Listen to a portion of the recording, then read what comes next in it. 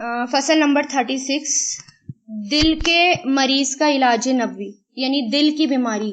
آج کل دل کی بیماری کتنی عام ہے نا، زیادہ تر ہارٹ پیشنٹ ہو رہے ہیں، بہت ہر گھر میں ہارٹ پرابلم پائی جاتی ہیں. تو اس میں آپ صلی اللہ علیہ وسلم نے کیا فرمایا؟ اس میں دیکھیے ابو داؤد کی روایت ہے جسے مجاہد نے سیدنا سعد سے روایت کیا ہے کہ میں ایک مرض میں گرفتار ہو گیا تھا، میرے پاس حضور پاک صلی اللہ علیہ وسلم تشریف لائے.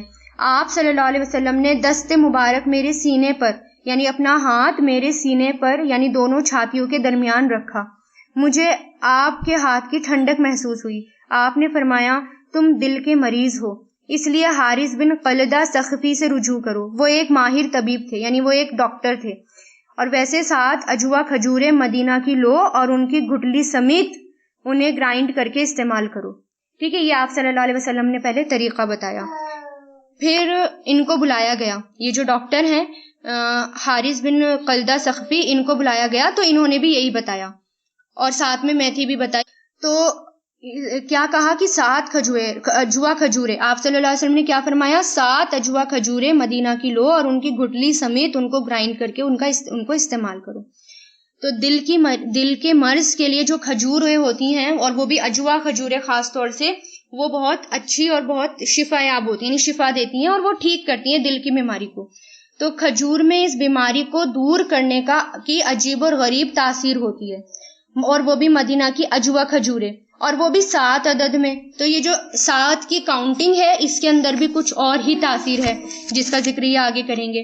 تو اس میں کہ ایک حدیث میں آتا ہے کہ حضور پاک صلی اللہ علیہ وسلم نے فرمایا کہ جس نے نہار منہ مدینہ کی 7 کھجوریں استعمال کر لی، اس دن نہ تو اسے زہر سے نقصان ہوگا نہ ہی جادو کا اثر ہوگا. تو خاص طور سے کس کا ذکر کیا گیا؟ اجوا کھجورے کا. تو دل کی بیماریوں میں، جادو ٹونوں میں، ان سب میں، اور کسی بھی طرح کی بیماری میں چاہے زہر ہی کیوں نہ ہو، تو اس میں بھی اگر 7 کھجوریں لی جائیں یہ والی تو اتنی تاثیر رکھتی ہیں کہ زہر کا اثر کو بھی وہ کاٹ دیتی ہیں. اسی طرح دوسری حدیث میں جیسے آتا ہے دوسرے لفظوں میں کہ جس نے 7 چھوارے صبح سویرے اس وادی سیاہ کے استعمال کیے تو اسے زہر سے نقصان رات گئے تک نہیں پہنچے گا. وادی سیاہ یعنی بلیک سٹون، تو اس کو زہر سے نقصان نہیں پہنچے گا. اب دیکھیے کھجور جو ہے وہ گرم ہوتی ہے، اور پہلے درجے میں وہ خشک بھی ہوتی ہے اور وہ گرم بھی ہوتی ہے، اور یہ جو ہے ایک الگ سے طاقت دیتی ہے جسم کو. اور یہ جو مدینہ کی کھجوریں ہوتی ہیں، یہ تو خاص طور سے جیسے اہل مدینہ لیتے تھے کھجوریں، تو مکہ یا مدینہ والے، تو ان کے اوپر بہت الگ تاثیر یہ رکھتی تھی. ٹھیک ہے، اور کھجور جو ہے ٹھنڈے علاقوں اور گرم علاقوں کی بہترین غذا ہوتی ہے، خاص طور سے وہ ملک جن کا درجہ حرارت دوسرے درجے میں ہو، یعنی جہاں پر گرم ہوتے، یعنی جہاں پر جو گرم علاقے ہوتے ہیں وہاں پر بھی یہ کھجوریں جو ہیں ان لوگوں کو بھی بہت زیادہ فائدہ دیتی ہیں، گرم علاقے والے لوگوں کو بھی. اس لیے کہ گرم ملک والوں کے پیٹ، یہ ابن قیم الجوزیہ بتا رہے ہیں، کیونکہ جو گرم ملکوں کے لوگ ہوتے ہیں، جو ان کے پیٹ ہوتے ہیں وہ ٹھنڈے ہوتے ہیں اندر سے، اور ٹھنڈے ملکوں والوں کے جو پیٹ ہوتے ہیں وہ گرم ہوتے ہیں. یہی وجہ ہے کہ حجاز، یمن، طائف، ان جیسے علاقوں میں اور ان کے آس پاس رہنے والے جو لوگ ہوتے ہیں ان کو ان غذاؤں سے بہت زیادہ فائدہ پہنچتا ہے. ٹھیک ہے، کیونکہ ان کے پیٹ اندر سے جو ہیں وہ ٹھنڈے ہوتے ہیں. جیسے انہوں نے آگے اگزامپل دیا ہے، جیسے کنویں کا اگزامپل انہوں نے دیا ہے. جیسے آپ کنواں دیکھ لیجئے، کنواں جو ہے باہر سے تپرا ہوتا ہے دیکھنے میں، لیکن اندر سے اس کی جو اندر کی سطح ہوتی ہیں وہ ٹھنڈی ہوتی ہیں.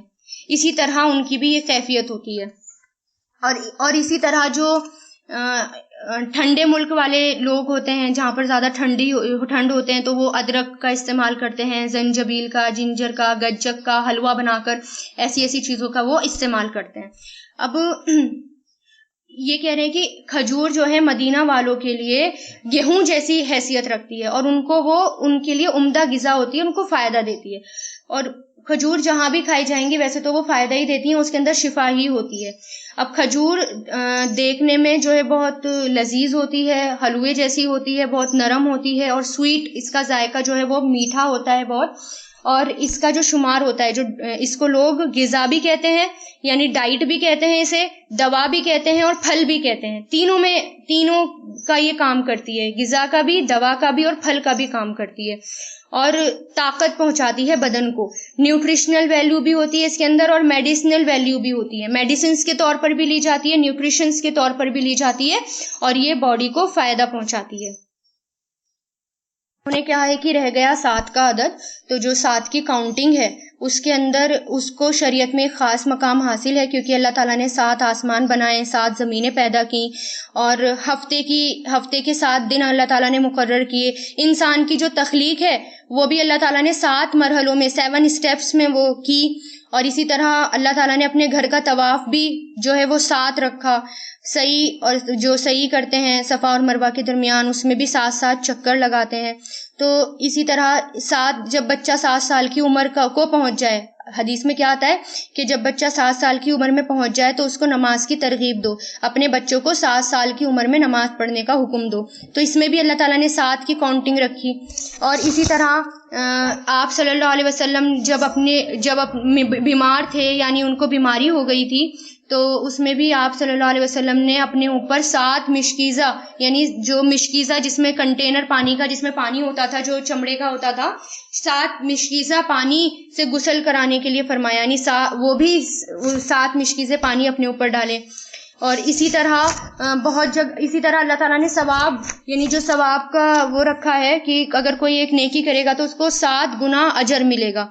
تو یہ بھی اللہ تعالیٰ نے کہا. اسی طرح حضرت یوسف علیہ السلام کے جو آقا تھے، جن کا ذکر قرآن میں آتا ہے، یعنی یہی کہتے ہیں جن کا ذکر قرآن میں آتا ہے، جن کو خواب دکھا تھا، تو اس خواب میں بھی ان کو 7 بالیاں ہی نظر آئی تھی. اور پھر جو 7 سال تھے، جو اچھے سال تھے، عمدہ نہایت کاشت کے، وہ 7 سال ہی رکھے تھے. اسی طرح صدقہ کوئی کرتا ہے تو صدقے کا اجر بھی 700 گنا ملتا ہے. تو اس لحاظ سے 7 کے اندر اللہ تعالیٰ نے کوئی خاص برکت رکھی ہے، کوئی خاص چیز اللہ تعالیٰ نے اس کے اندر تاثیر رکھی ہے 7 کے کاؤنٹنگز میں. اس لیے 7 اجوا کھجوریں آپ صلی اللہ علیہ وسلم نے کھانے کو کہا. کتنی؟ 7 اجوا کھجوریں کھانے کو کہا. اب اس کے اندر کیا راز ہے اور کیا چیز ہے وہ تو اللہ ہی جانتے ہیں، اور اللہ ہی انشاءاللہ بتائیں گے. جب حضرت سعد بن ابو وقاص کو دل کی بیماری ہو گئی تھی تو آپ صلی اللہ علیہ وسلم نے کیا فرمایا کہ 7 اجوا کھجوریں لے لو، گھٹلی سمیت اس کو ہلا لو. پھر آپ نے فرمایا کہ کسی ماہر طبیب کو بلاؤ. تو پھر حارث بن قلدہ کو بلایا گیا. انہوں نے ان کو دیکھ کر کہا کہ کوئی خطرے کی بات نہیں، ان کے نسخے میں میتھی کو تازہ اجوا کھجور کے ساتھ جوش دیا جائے اور اسی کا ہریرا ان کو دیا جائے. تو جب یہی کیا گیا تو یہ صحابی مکمل طریقے سے ٹھیک ہو گئے. ٹھیک ہے، تو یہی اسی کا آگے کنٹینیو ہے کہ دل کی بیماری کے لیے کیا کیا جائے. کہ ان کو کیا ہے، جب آپ صلی اللہ علیہ وسلم نے ان کو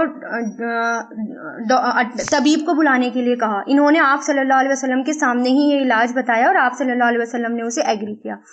پھر ان کو 7 کھجوریں گٹلیوں سمیت پیسنی ہے. پہلے کھجوروں کی گٹلیاں نکال دینی ہے اور 7 اجوا کھجوروں کی، اور ان گٹلیوں کا پاؤڈر بنا دینا ہے.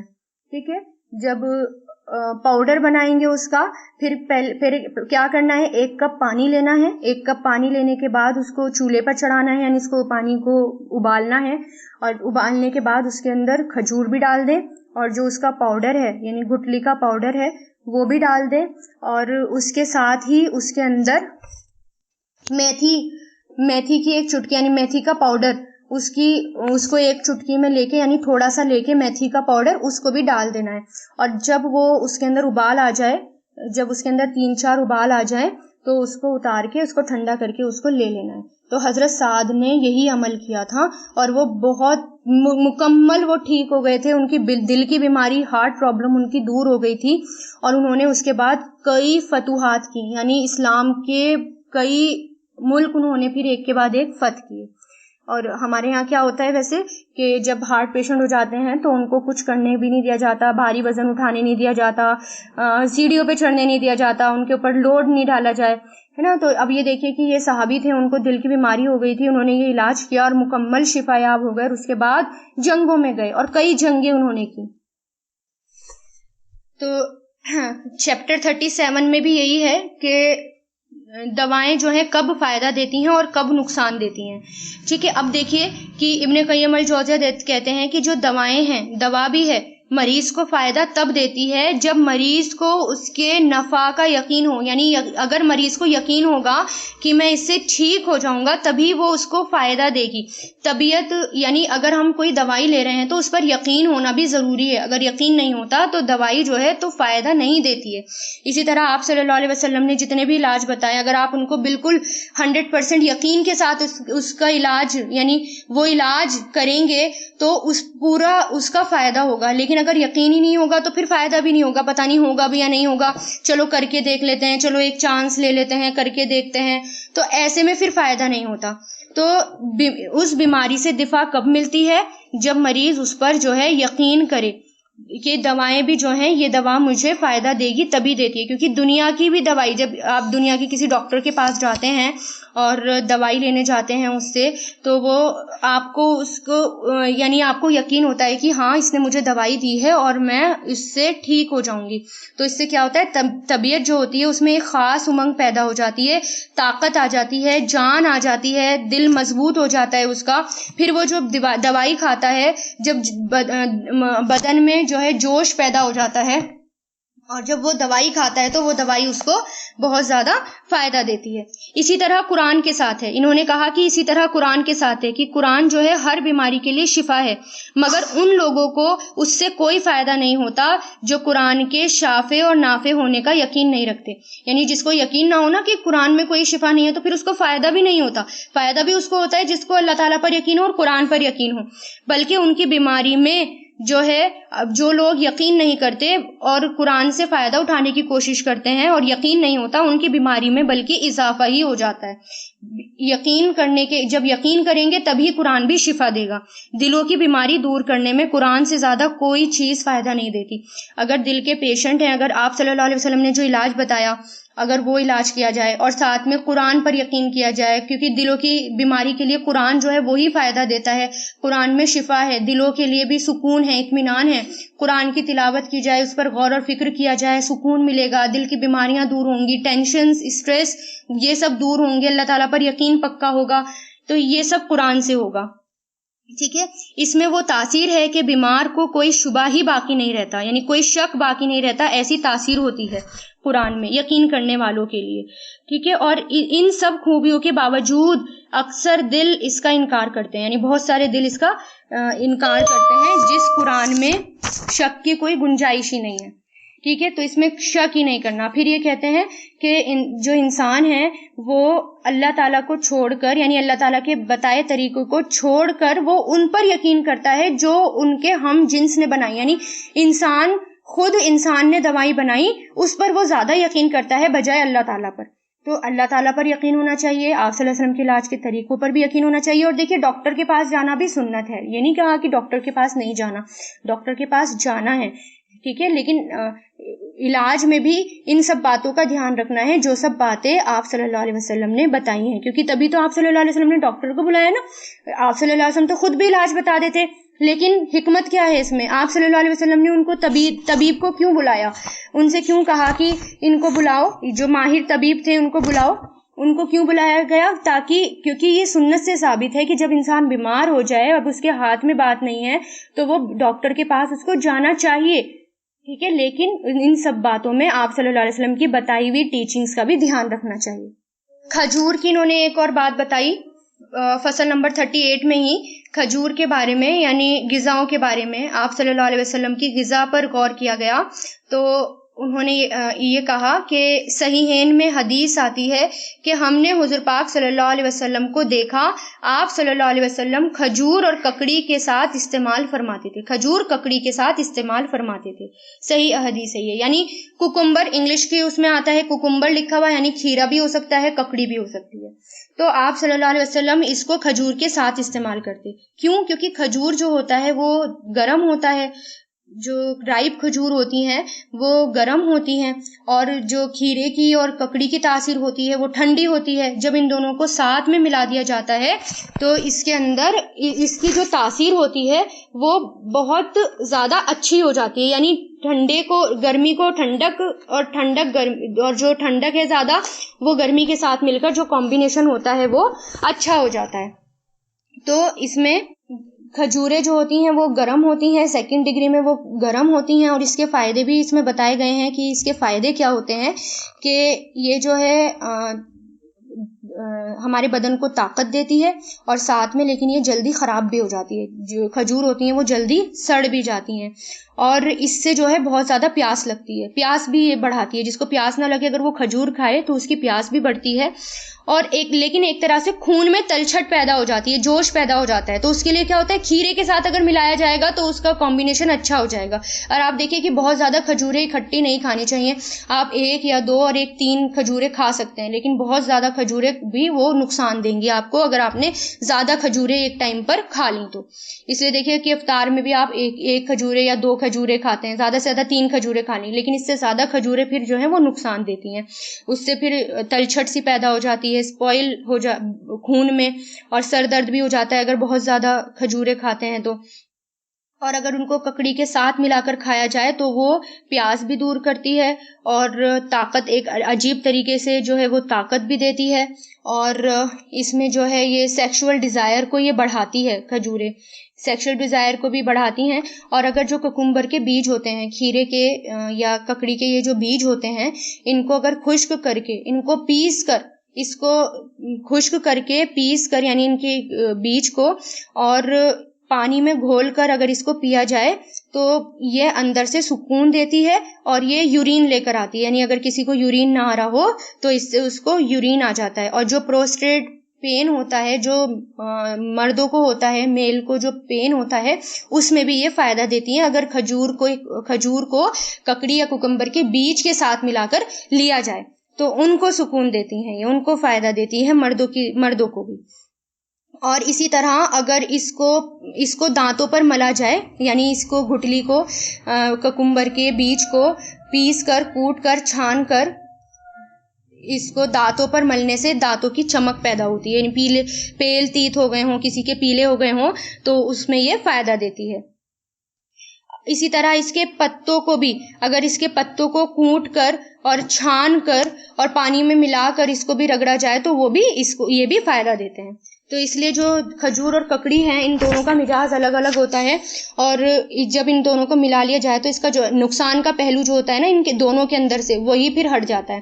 تو آپ صلی اللہ علیہ وسلم ایسے ہی کیا کرتے تھے کہ کھجور اور کبھی کوکمبر کو ساتھ ملا کر کھایا کرتے تھے۔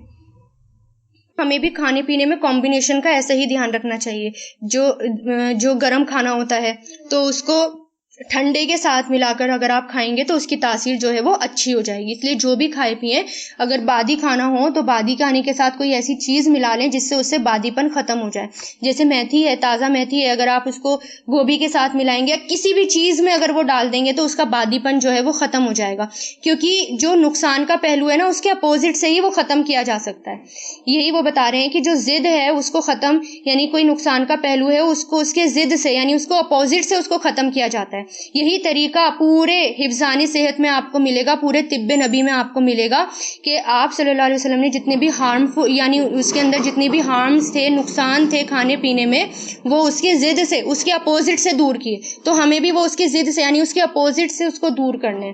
جیسے گرم کے ساتھ ٹھنڈا ملا لیا، ٹھنڈے کے ساتھ گرم ملا لیا، خشک کے ساتھ تر ملا لیا، تر کے ساتھ خشک ملا لیا۔ اسی طرح بادی پن ہے تو اس کو جو بادی نہیں ہے اس کے ساتھ وہ ملا لیا۔ اس طرح کمبینیشن پورے آپ صلی اللہ علیہ وسلم نے یہی کھایا ہے کھانا۔